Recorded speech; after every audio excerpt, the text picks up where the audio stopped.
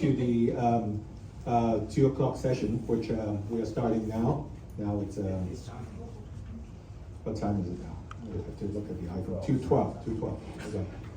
So let me introduce Mark. Mark was the director of Next Digital, right? A publicly listed company. Mark was the former editor-in-chief of the South China Morning Post and also Hong Kong Standard, right? Yeah.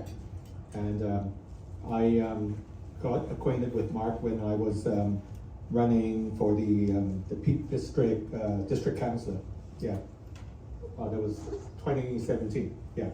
And then we kept in touch. We were doing some, actually the World Hong Kong Forum in San Francisco in April last year. Now we are here, and then I was telling Mark that probably we will have an ultimate deliberation day in Vancouver in a few minutes time when the Alliance trial is on before the judgment is passed. Approximate time, maybe end of the year. Yeah. So it's supposed to be a dialogue, and so last night we met up. We talked briefly about what we're gonna tell the audience, which is the story of Jimmy, right? Jimmy Lai, and also you have a new book. I guess you just tell me when I should respond. Let you do the talk, and I say something in Cantonese before we start. Mark Clifford 咧就係一傳媒上市公司 Next Digital 嘅董事，咁亦都係前南華早報同埋前 Hong Kong Standard 嘅總編輯。咁Mark was living in Hong Kong for more than almost 30 years. Yeah, almost 30 years. 30年喺香港住。So Mark is a Hong Konger. I'm going to shut up and let Mark do the talk. Wait, thank you. I might be a Hong Konger, but I'm a Guaylo, so I just cannot speak Cantonese. I've tried. I can understand a lot. It's great having Cantonese food with you last night and listening to Cantonese, but anyway, I will not give this talk in Cantonese. It's not only because my good friend Jan Brown and her partner George are here, but I can't speak Cantonese. I once gave a 3-minute talk, but I think my staff was like heading for the exit after 10 seconds. But, anyway, yeah, thanks Ed. Thank you all for coming. Yeah, as Ed said, I was a director of Next Digital, which published Apple Daily and Next Magazine. I've known Jimmy Lai for 30 years. I never set out to write a biography of him, but after he was put in jail 4 years ago, a group of us decided to form the Committee for Freedom in Hong Kong Foundation, which works not only for Jimmy, but for all 1,900 political prisoners in Hong Kong. And I want to make it clear that although I've known Jimmy, I have a personal connection with him, I don't know most of the other 1,900 people, but they all deserve to have world attention on them. And so we're using Jimmy and a few other people. I think there was discussion earlier about Gwyneth Ho.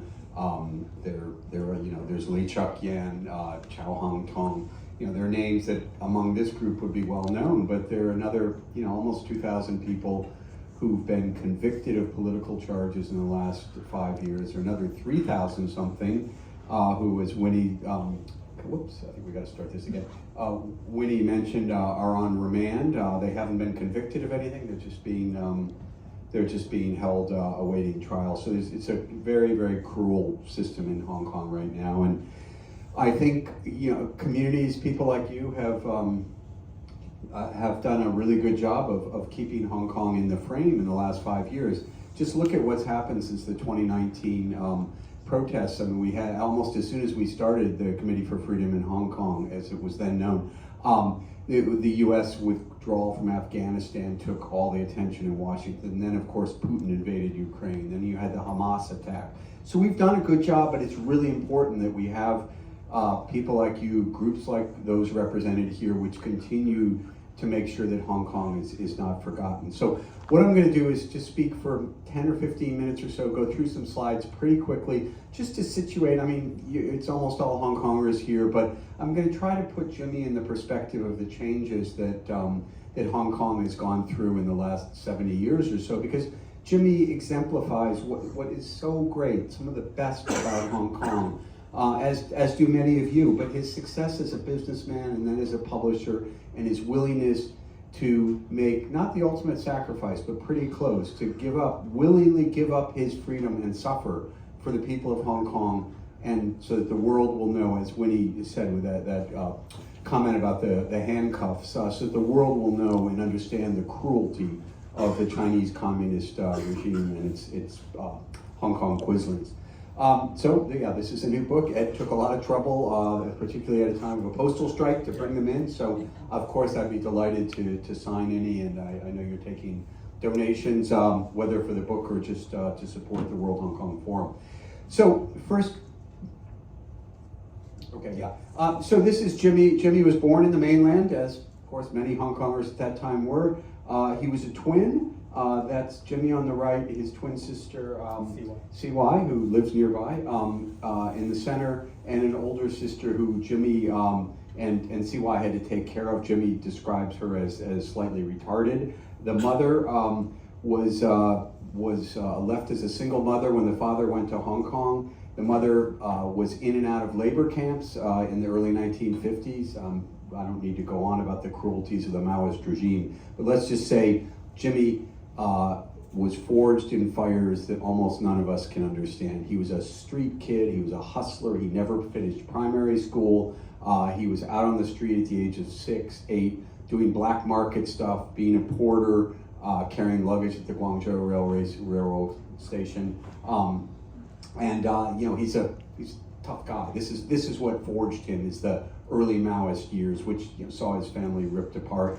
He came to Hong Kong at the age of 12, just after this picture was taken. Think of this, a 12-and-a-half-year-old boy stowaway on a boat. Again, many of you may have family members or other people you know, and this was the story of Hong Kong then, right? Millions of people escaping the mainland, about 3 million, illegally coming into Hong Kong and then making the Hong Kong miracle. Actually, CY swam across with a friend. This again, just as a reminder, this was the Hong Kong that Jimmy came to, of people literally living on the street.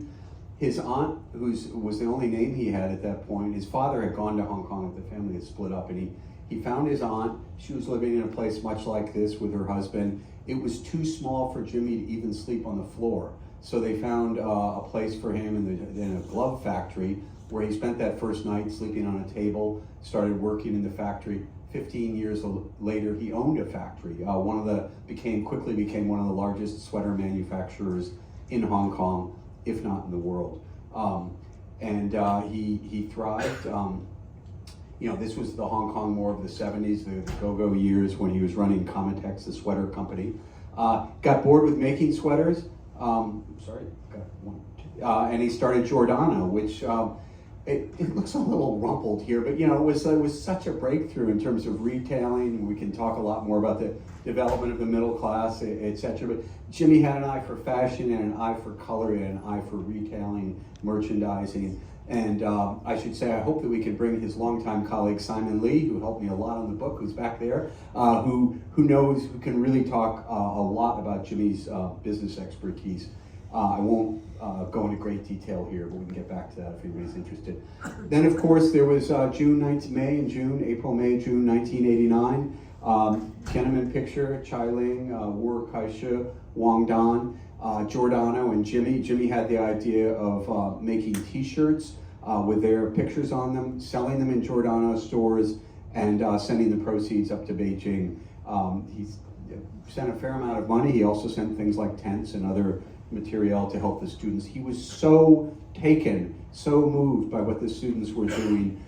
He had kind of turned his back on China after fleeing and then becoming a kind of nouveau riche Hong Kong businessman, living the crazy rich Asian life with his Rolls Royce, his pet bear in the backyard. Just a different. And this got him thinking seriously about China and thinking about how economic reform would eventually lead to political and social change, and that one way to do that was through the media. Tiananmen, we have to remember, was one of the first times that people saw global events unfolding more or less in real time. CNN had just started, so we had these images from the square, and of course, we had pictures like this. So Jimmy decided to go into media. And Simon Lee was the first one who told me about this. Jimmy had been planning to go into fast food. He wanted to do something like Giordano for fast food, or a bit like Chipotle did later with Mexican food. And he thought he loves food, and he just thought that Chinese, basic fast food wasn't really that good. And so anyway, he was about to go into fast food. Kahneman comes along. He says, "I'm going into media. I can do this." His friends said to him, "What do you know about media?" And classic self-confident entrepreneur, he says, I read Fortune, Time, The Economist. I can do this. And of course he did. He started with Next Magazine in 1990. Apple Daily started in 1995, 2 years before the handover. Last governor, Chris Patton, Martin Lee. You can see, many of you, of course, were Apple readers. Look at what he did with the color, the graphics. Those pages are so different from, particularly Wenwei Bao, Zhang Bao, but Hong Kong Economic Journal, Economic Times, they were all in black and white. Jimmy got the best presses, the best ink, the best paper, and he got a great readership. Of course, 1997, we all know what that presaged. And the first time I met Jimmy in 1993, he told me he'd started Next Magazine. He hadn't started the newspaper. He told me why he was starting the newspaper. Sure, he believed in democracy, but it was a business. And this, again, is something Simon Lee always emphasized to me. Jimmy went into media as a business, and he knew that Hong Kong people wanted democracy. Remember, the first territory colony-wide elections had been held in 1991 for LegCo, and the pan-democratic camp had astounding, unpredicted, unimagined success, and about 6 out of 10 people voted for the pan-democratic camp. And in every single election until November 2019, the last free elections, we had more or less 6 out of 10 Hong Kong people voting for the Democratic camp. And so Jimmy knew he had a market. He knew people would read, and he knew he wasn't going to have much competition because everybody else was pulling back, all the other publishers, because they were afraid of these guys, the new rulers, maybe for good reason. Fast forward, 2003, many of you will remember the Article 23 legislation as it was originally proposed by Regina Ip and Tung Chi Hua. That is a centerfold from Next Magazine, which is repurposed, and obviously, the Photoshop of Tung Chi Hua being smacked in the face with a pie. Probably not as good as the ones we've been eating here with so many Davis, but anyway, Tung apparently didn't like that, but the Hong Kong people did. Look at this, we had 500,000 people. The only time there had been anything remotely similar was in late May, just before the Tiananmen killings, but in support of the students in Beijing. 500,000 people, all ages, very peaceful. Fast forward to 2014, and Jimmy, who had never wanted political power, he's actually a rather shy guy, and didn't really want to be on the front lines, but he wanted to support the students in 2014. For 79 days, he sat out in front of his tent with Occupy Central. This was, as many of you remember, the first time tear gas was used, widely used in protests. That's what the tents look like. Many of you might have been there. Jimmy did not sleep there, but he was there for 79 days in a row. He skipped his son's birthday, Sebastian, to sit there. He had pig guts dumped on him by some pro-Beijing thugs. And at the end, he offered himself up for arrest. He was arrested. He was not prosecuted in 2014. But I guess you could say 2003 was a big shift for Next and for Apple. 2014 was a big shift for Jimmy personally. So that's Jimmy with his wife, Teresa. I just want to remind you that, you saw the pictures of him with his mother and his sisters.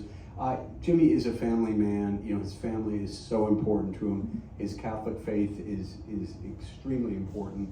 And Teresa was instrumental in guiding him to convert to Catholicism in 1997, a week after the handover, and not coincidentally. That's a trip, actually, I happened to be there in 2017 in New Orleans.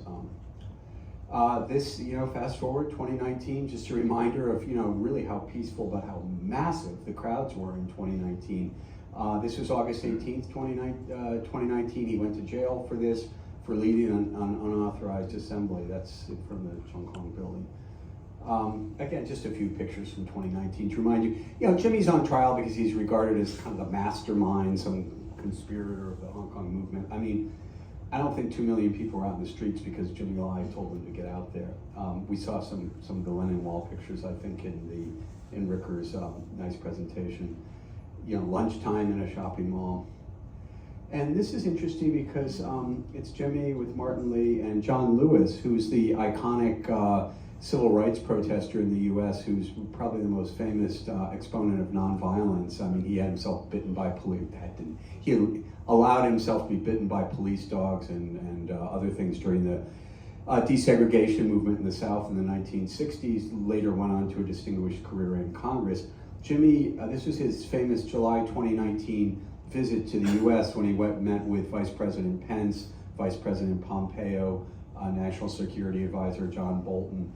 He was traveling to Washington to seek support for the democracy movement, and he was with a newly re-elected Representative Tom Suozzi, a great human rights backer, and they ran into John Lewis.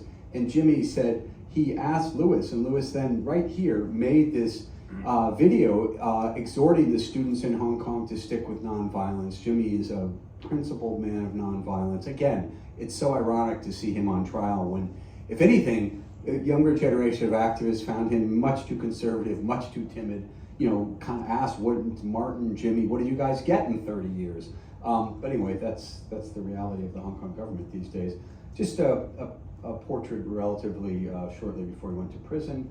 Okay, August 10th, 2020, national security law has just gone into effect, and for the first time, Jimmy's handcuffed, taken out of his house, driven down quite dramatically to the Apple Daily headquarters, where 250 police had preceded him, and the police decided to take a few newspaper materials.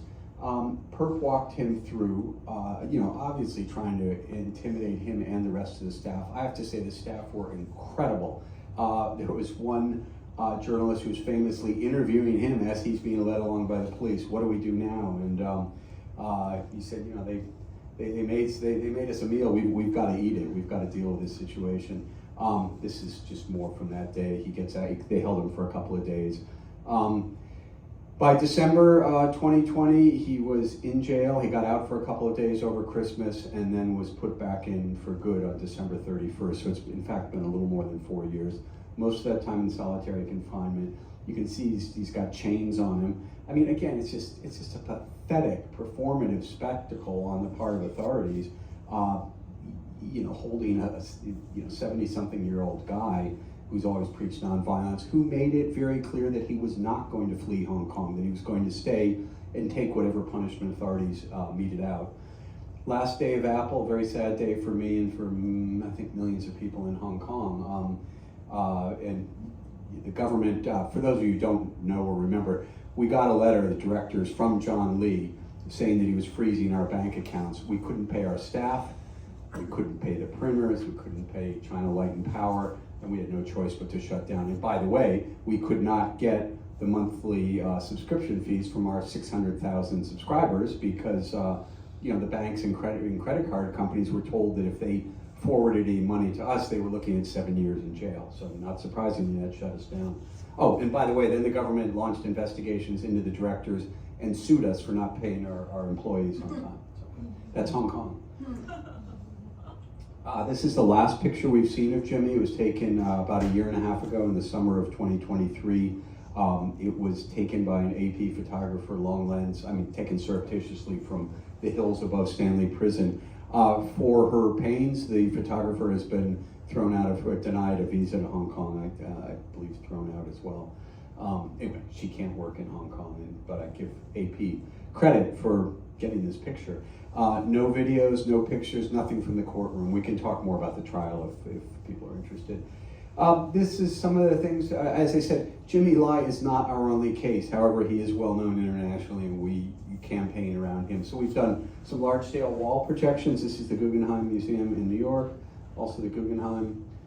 This is Department of Energy. You see the Capitol building back there in DC.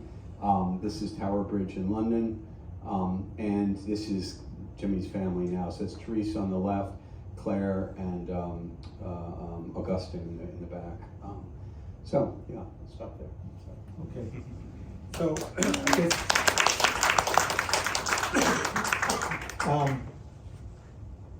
we can chat casually for the next 20 minutes or so.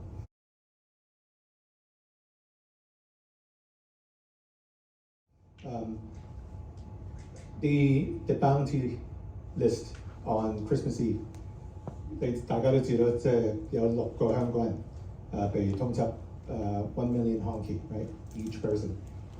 What do you think? It's more like a joke from the Hong Kong government. Chris Lee and John Lee, you know, the duo.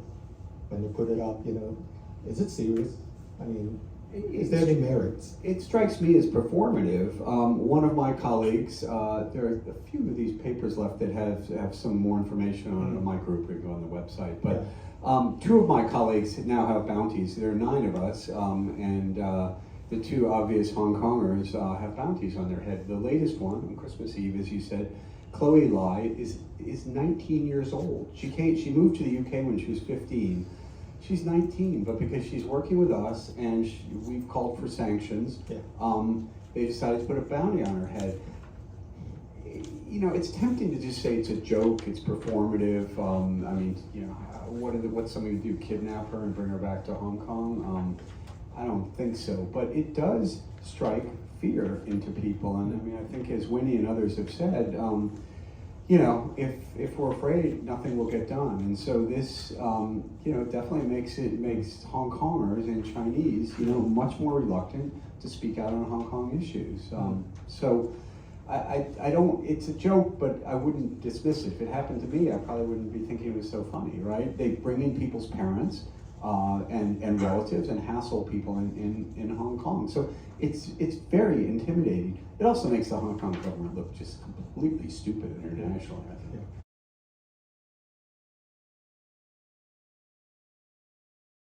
I think it's quite easy to step on the landmine if you say Hong Kong independence and sanction these days, right?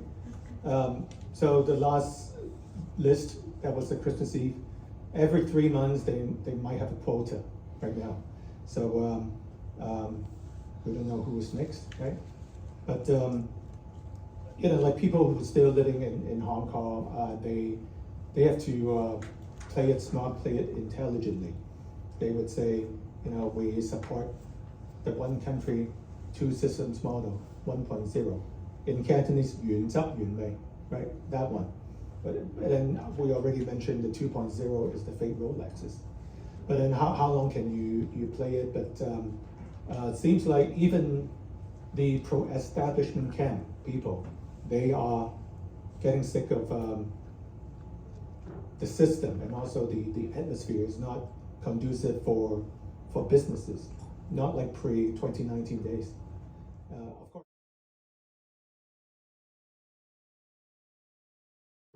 you and I have to think twice before going back. Now, you are not on the sanction list, I'm not. No. But hey, Ed, 100% you would be in jail. I mean, you know, maybe he didn't mention, you know, when we really started talking was at the primary in July, and you were involved with that, you know, and that's my office. That's what the Hong Kong 45 are. That's why Benny Tai is looking at 10 years in jail. So, you know, I'd like to think they just leave the Guilo alone, but you know, I'm not going to find out. I'm not going to really test it. But you're not going to. I mean, it's not just that it's bad for people like you and me. It's bad for business. I was the director of a publicly listed company that was shut down because John Lee woke up one morning and he decided to shut it down. That is not a place built on rule of law.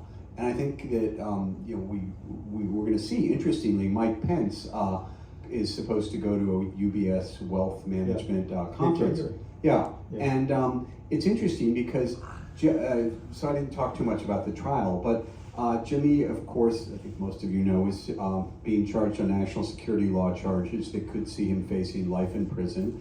The trial's been going on for over a year. He's now testifying in his own defense. I think he's done a remarkable job. He appears unbroken. The judges are questioning him as if they're the prosecutors. He said he believed in universal human rights, which, by the way, are various versions of that are in the basic law. And the judge broke in and said, what do you mean universal human rights? There are no universal human rights. Every country's got its own definition of human rights, which is the Chinese line at this point. But Jimmy has been questioned very seriously about his ties in his meetings with Mike Pence. Now Pence, and I spoke to Pence for the book, he's a huge supporter of Jimmy's. He told me his meeting with Jimmy was one of the most consequential he had during his 4 years as vice president sitting in the White House. And you know, he's a man of deep religious faith, and he's going. So I think it's going to be, many activists have attacked him for going. I'm holding an open mind because I hope that, you know, Vice President Pence, as a person of real principle, is going to stand up and point out, whether privately or publicly, the idiocy of trying Jimmy Lai just a couple of miles from where Pence is being celebrated by all these UBS wealth managers. How can you have it both ways? Or are we going to arrest everybody at the UBS wealth management conference because they're colluding with foreigners? So I think Hong Kong has kind of gotten itself into a corner, and I'm hoping that people like Pence can help it get out, to realize, to talk to Hong Kong authorities and perhaps others, and make them realize it would be a very, very low cost, high reward move to release Jimmy and start releasing other political prisoners. And by the way, this can happen. I was in South Korea in 1987 when No Tae-woo, the presidential candidate who succeeded the military dictator Chun Doo-hwan, just announced one day that they were releasing all the political prisoners and they were going to have a free presidential election. You could do it. Yeah. I don't see that. I'm not predicting that's going to happen in Hong Kong. I'm just saying, you know, I would hope that people like Pence could help Hong Kong see that there is an off-ramp. It's not going to be business as normal when you've got nearly 2,000 political prisoners in jail, not to mention all the people on remand. Yeah. We spent quite a bit of time last night talking about the role of Pence, visiting Hong Kong at the UBS World Forum. But also, a few days ago, myself and our honorary legal counsel here, Joy, which will speak later on. We're thinking about bringing the World Hong Kong Forum back to Hong Kong in 2026, provided certain conditions are met. And we talk about those conditions, releasing all the political prisoners, or at least they show some eagerness to let some people free, like Jimmy, or Benny Tai, or Hang Tong, Li Cheqian, Claudia Mo, you know well. You know, like, it seems like it's kind of distant, but at least we need to have hope. We cannot abandon all hope, right? Otherwise, we would not be hosting forums, we would not be doing lobbying, and then we think the ultimate so-called deliberation day in Vancouver, that would set the tone, see whether people are still eager to talk about Hong Kong issues. Because after everyone is sentenced, I think it will be like a Tibetan movement, have its ups and downs. It cannot be all ups, right? We're going through cycles. Now it's, I think that the climax, but even that, you know, the Hong Kong government, after issuing that bounty list, it scared quite a few people, even by coming here to this event. Should they wear a mask or something? But fortunately, no one's wearing a mask, and I think that's a good sign. Or not. Did you want to open it up to questions as well, or? Sure, why not? 廣東話有得 Yeah. Actually, I'm not 識講廣東話，係咪？ A little bit, no. Don't worry about Jan and George. Yeah, we got some people from the legal profession as well, sitting at the back.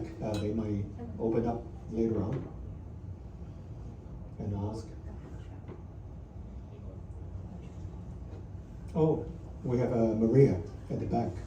Just a very simple question. Is it long enough? Yeah, better use a mic. Thank you, Mark. And yeah. Thank you, Mark, for this incredible book to talk about, to share with us your experience with Jimmy, where a lot of Hong Kong people, we respect him a lot. And any plan to make a Chinese translation so that it could broaden the readership? I think a lot of Hong Kong people will look forward to that. Well, yeah, thanks, Maria. Thanks for your support and your kind words. The publisher, Simon & Schuster, sold the rights to a Taiwan-based publisher actually quite quickly. I just don't know how long I'm trying to get an answer as to when the translation's actually going to be out, but it will be in traditional characters, published in Taiwan. So, yeah, I think there should be a good market for it, honestly. So, and by the way, I didn't mention this because it's a little bit peripheral, but Jimmy, of course, again, many of you will know, moved to Taiwan for a time in the early 2000s. After Chen Shui-bian was elected, he felt that democracy had really come to at least a corner of China. Jimmy is an entrepreneur and being very, very optimistic and thinks he can bend things his way. And he thought that Chen Shui-bian's election was a harbinger of democracy in China. And he wanted to establish a northern, Hong Kong was the southern Cantonese base, and Taiwan was going to be a more, well, he said northern, but obviously middle of the country base, and he would see that as a springboard to the rest of China. And he very strongly felt that with the coming of the three links, transportation, postal, and air links, that media would start to go west across the Taiwan Straits, and that China would find a place for Apple and for Next. I think he was a little premature, I guess, but it's just important to remember that there's a whole chapter in the book, in fact, on his Taiwan endeavors, and it showed his ability to work outside of Hong Kong. He's a real Hong Kong guy, and he didn't leave because he said, Hong Kong gave me everything. It gave me my money, my family, my freedom, and I'd rather be hanging from a lamppost in Central than to give the communists the satisfaction of saying I ran away. So, he's a Hong Kong guy, but he has, again, it's so ironic he's on charges of these national security law charges, because he's such a patriotic Chinese person. He does, in a weird way, like Xi Jinping, he wants to see a rejuvenated China, and China taking its right place in the world. He wants to see it as a free China, and maybe that's the difference.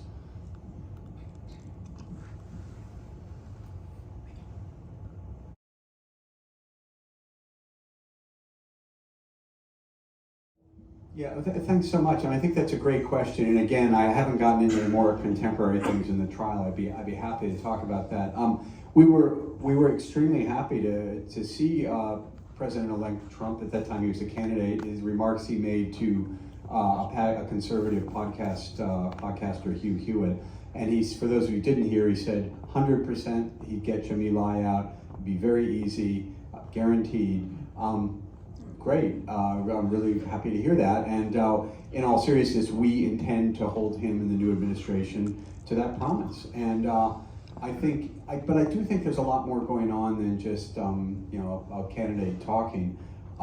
There is, I think there is some movement. We've seen the Chinese for the first time in recent months release some wrongfully detained Americans, starting with Pastor Bob Lim. Then followed by 3 other Americans, I think 2 of whom were there on drug charges. So we're starting to see, and I'm not sure exactly what the U.S. gave in return, but I'm sure it wasn't a cost-free transaction. Obviously, we've seen the U.S. engage in more robust prisoner swap negotiations. There was, of course, the Russian one last year, where 16 people came out of Russia, Americans and Russians, in exchange for 8, I guess mostly spies and some not very nice people in my mind, going back to Russia.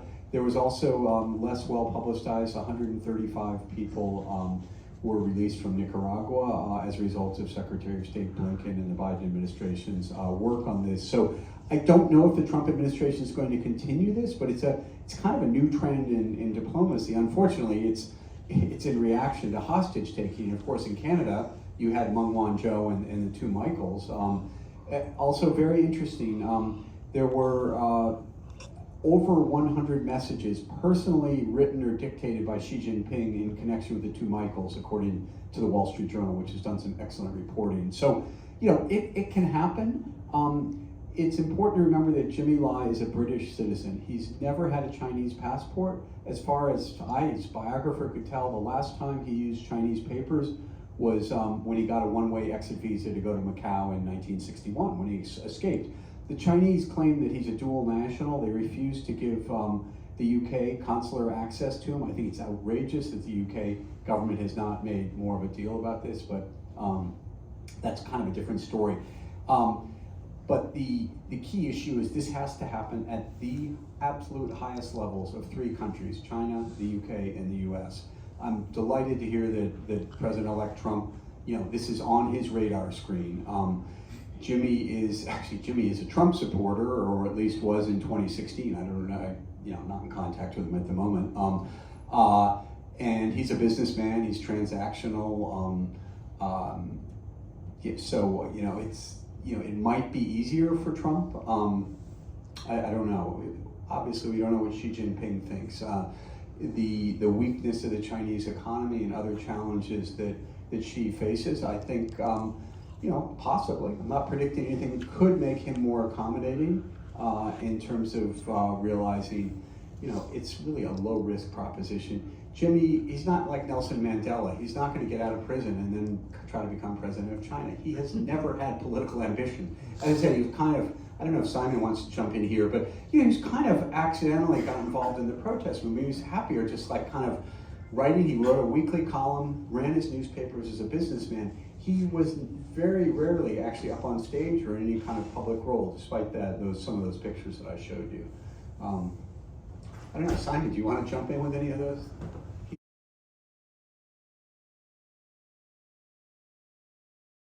Here's the mic, yeah. Simon worked very, very closely with Jimmy for 15 plus years. So. Yeah, if there's one thing I want to add about Jimmy is for the last 20 years I know him, most of the conversation we had was about business. We sometimes talk about politics, we sometimes talk about what is going on in the world he cares about, but what he really cares about is new ideas in business. I wish there are more like our WhatsApp messages or something that being disclosed in the court, because that shows who Jimmy really is. And if there's one thing I want to add about Jimmy is he is actually 一個被政治耽誤咗嘅創業家。He is an entrepreneur all the time. He still thinks about new business ideas even when all these things were happening in Hong Kong. And most of our conversation was actually about business. And in the court, they talked about the lunchbox meeting. And the court tried to present it as if Jimmy trying to give political instruction to the editorial staff. But I actually started the when I was the co-chair of those lunchboxes meeting, what we talked about was like, okay, how can we get more content on certain different sections? And one more thing, what really carries Apple Daily readership was not political news. It was our racing post, our entertainment session. And we were known for being, a newspaper for those things. But I think this is what the Hong Kong government and the Chinese government wants to do. They want to rewrite history through the court case. So in people's memory, Apple Daily is a political newspaper and Jimmy Lai is the mastermind. He is the Hongan, because he advocates for peaceful protest.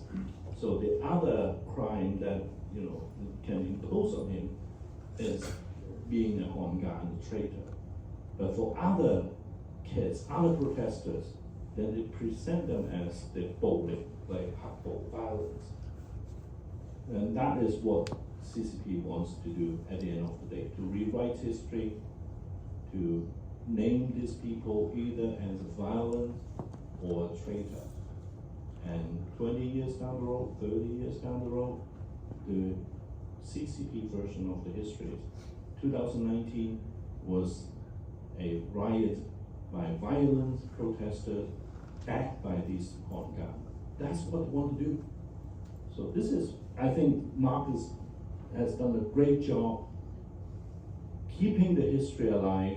Don't let them write the history, because we will often say like the victors write the history, right? No, it was because the other side gave up. Yeah, well said. Thank you, Simon. If those of you, I don't know how closely many of you are following the trial, but Simon's name has come up quite a lot. He was the guy running Jimmy's Twitter account. So whenever Jimmy, like, I don't know, for whatever reason, I don't know, Simon did that, Simon did that. But which brings an interesting point. Jimmy was not, Simon and I have talked a lot about this.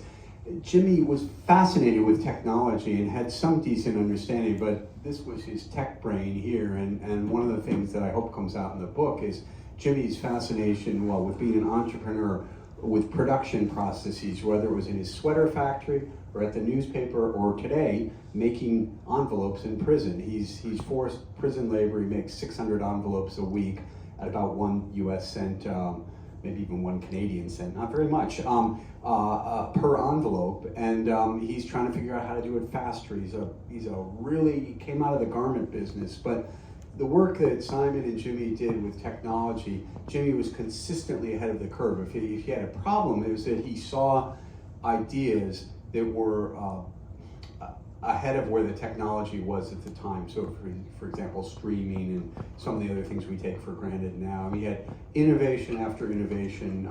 Some of them paid off, some of them didn't. In Taiwan, he ran into some serious political, cabal of local businessmen who didn't want him in TV because they didn't want to compete against him. Yeah, he's a remarkable guy. He's an entrepreneur above all. But again, I think he exemplifies what's best about Hong Kong. Here's a guy who came out of incredible poverty, fought his way to the top, got freedom, made money, realized there's more to life than money. First democracy, then love and the love of God. I mean, his faith, his wife, I think I think one of the biggest mistakes that foreigners make is that, oh, Hong Kong people don't care about politics. Hong Kong people only care about money. I think we saw, time after time after the handover, that's not the case. And I think again, Jimmy exemplifies how, what looked like this kind of sometimes, really money-oriented society was a product of the 50s, 60s, 70s when people were really poor and they were refugees. And as they got wealthier, they understood, I guess what Maslow would talk about with the hierarchy of needs. There are higher things in life. And I think, again, Jimmy's journey is just absolutely incredible from this, this life of poverty to I think, a very high spiritual plane. And I was lucky enough to get some of his prison writings, which are in the book and have not been published elsewhere. And he is very, very free. And we had some conversations. I was doing some of the live streams with him in the months after the national security law came out and before he went into prison. And one of the last ones was with Nathan Sharansky, who was a Soviet refusenik who spent 9 years in the Soviet Gulag. And I didn't really say anything. It was basically just Jimmy quizzing Sharansky. Jimmy knew he was going to prison. He knew he wasn't running away. And he wanted to be, as in everything he does, he wanted to be the best he could be. In this case, the best political prisoner he could be. And they talked a lot. I've talked with Sharansky about it since then. He said he's never met anybody like Jimmy. And they had a number of private conversations. But Sharansky said, and I think this is what Jimmy is trying to live by, I can't decide when I'm physically going to be free. That's up to the KGB or the CCP. But I can live as a free man in prison. And from everything I've seen from Jimmy's writings, he's living a very, very free internal life. It's a life, if you could think of what a Benedictine monk lives. He doesn't, obviously Jimmy doesn't control when he eats, let alone what he eats. He doesn't even control when the lights go on. He's in a windowless cell. He doesn't know what time it is. There are no clocks. But his days are spent when he's not in court praying, meditating, drawing. There's one of them in the book, but he's done some remarkable drawings, all religious themes. He's actually quite an accomplished artist. He studied with Wallace Ting for a while and was quite good friends with him, if some of you know Wallace. He has to do his prison labor.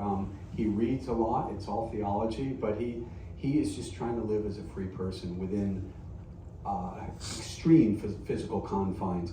I should just mention, for those of you who don't know, solitary detention is considered a form of torture by the United Nations, the so-called Mandela principles after Nelson Mandela. It should only be used in extreme circumstances and when there's a risk of violence or of harm to the person or to other people. And it should only in extreme circumstances be used for more than 15 days. Jimmy is over 1,400 days and counting, and he's a 77-year-old man.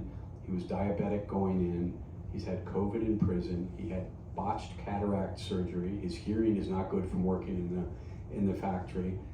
You know, and this is a man who's a threat to the Chinese Communist Party. They want to lock him up for the rest of his life. I mean, again, if Jimmy wanted to, as I think Winnie was saying before, show the cruelty of the Chinese regime, I think and of the complicity of the Hong Kong government, a place that calls itself, bound by rule of law and yet can just shut down a company on a whim, then I think he's succeeded. Our task is, of course, to get him and others out and let him spend the time with his family and other people in the years that he has left. The years, I hope, many years.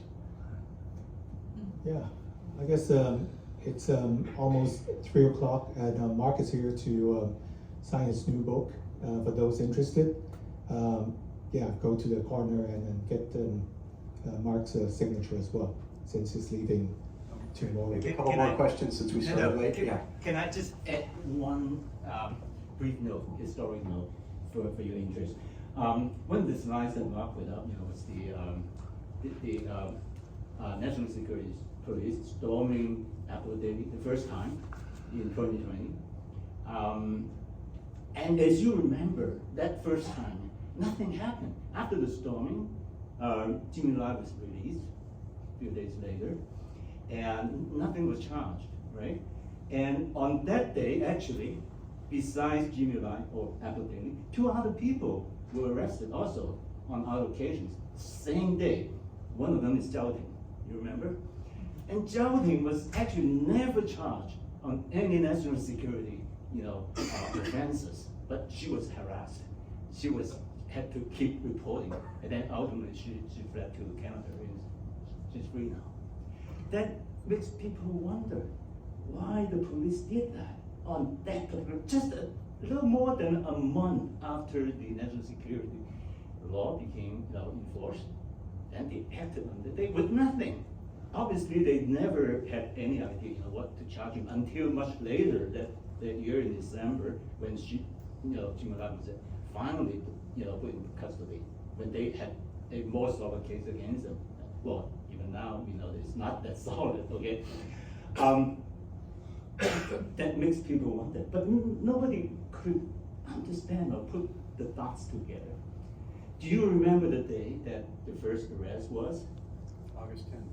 August 10th. And you know what happened before that day? Nobody can recall.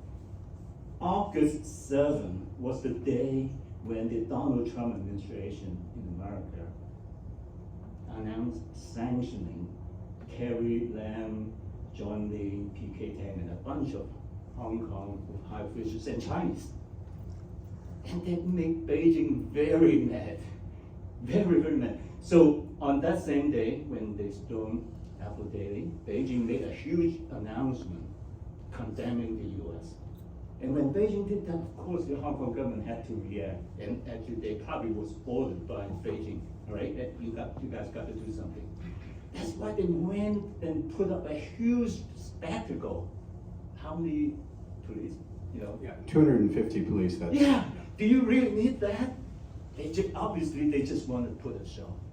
It's in retaliation of America sanctioning all those people. That's the only reason that I can think of. Why did that at that point? Not much later. No, that's very interesting. I mean, it was a few people had been arrested on NSL charges. I think many people had long felt that Jimmy, he was rumored to be, on a secret list, one of the top people, if not the top person. So it was only a matter of time, I think. But that is very interesting because sanctions have really angered the Chinese and Hong Kong governments. I should mention, besides that, there were other people. Jimmy's 2 sons were arrested. That his 2 sons from his first marriage were arrested that day. They've never, they were arrested on NSL charges. They've never been formally charged, but they were brought in. They've had to surrender their passports. They can't travel freely. You know, the whole thing, it is a sham, and it was kind of very performative. On the other hand, this is more than performance when you lock a guy up for 1,400 days. So, any final question or comment or anything?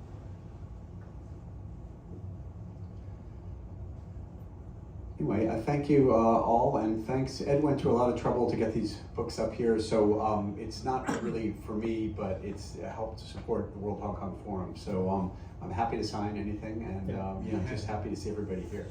And also sign some more in a few months in Vancouver. There we go. Okay, thanks. Yeah, thank you. So Mark is going to be over there for those who want to get the troublemaker.